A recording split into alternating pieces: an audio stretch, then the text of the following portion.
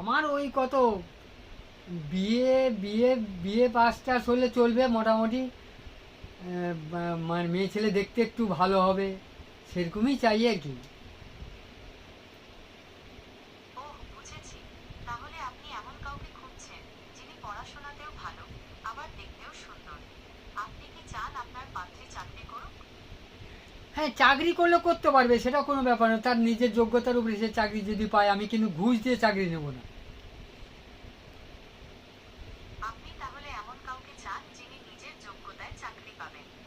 এটা খুবই ভালো চিন্তা। আপনি কি চান আপনার পাত্রী আপনার পরিবারের সাথেই থাকুক?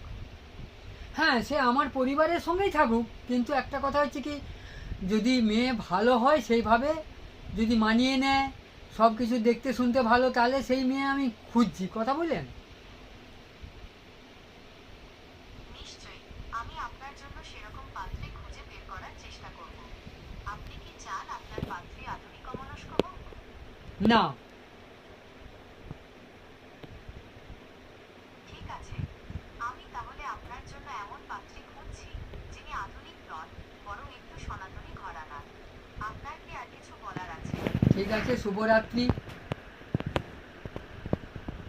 শুভরাত্রি। আপনার যদি আর কিছু জানার থাকে তাহলে আমাকে জিজ্ঞাসা করতে পারেন। আমি উত্তর দেওয়ার চেষ্টা করব। ঠিক আছে, আপনার সঙ্গে আবার কাল কাল কালকে সকালে দেখা হবে।